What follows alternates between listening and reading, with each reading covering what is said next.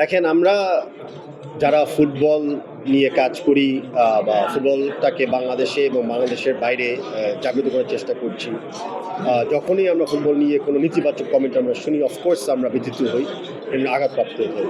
তবে তাও just recently আমাদের ক্রিকেট কনফারেন্সের সময় আমরা একটা বক্তব্য শুনেছিলাম, যেটা ফুটবলের এগেনস্টে হয় এবং খেলোয়াড়দের উপর অপমানযোগ একটা কমেন্ট করা হয়েছে। তার প্রসঙ্গে আমি ব্যক্তিগত প্যাডে বাংলাদেশ ফুটবল ফেডারেশনের পক্ষ থেকে বিসি সভাপতির প্রতি আমি একটা চিঠি পাঠিয়েছি। অ্যান্ড আমি আশা করি ওই চিঠির উত্তরে আমরা অনেক ক্লারিফিকেশন পাবো। যখন আমরা একটা ক্লারিফিকেশন পাবো বা বিসিপির অফিসিয়াল স্ট্যান্স আমরা জানতে পারবো, আমি বিশ্বাস করি সেখানে আমরা একটা সমাধানের পথ খুঁজে নিব।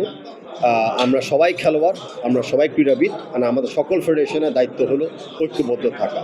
তা আমরা চাবো না কোনো একটা ইস্যুতে বা কোনো কারো ইস্যুতে আমরা এই ঐক্যবদ্ধতা আমাদের কোনো আমাকে বিভক্ত করে ফেলে।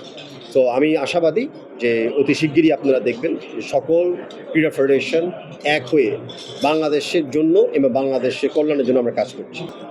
কোন বক্তব্যকে কোন উদ্দেশ্য নিয়ে দেয় আমি ঠিক জানি না, তবে আমি তো এটুকু বলতে পারি যে যে ধরনের মন্তব্য আমরা অন্য একটা ফেডারেশন থেকে ফুটবল নিয়ে আমরা শুনেছি, স্পেসিফিকলি ফুটবল নিয়ে, সেটাকে স্বাভাবিক কোনো বক্তব্য হতে পারে না।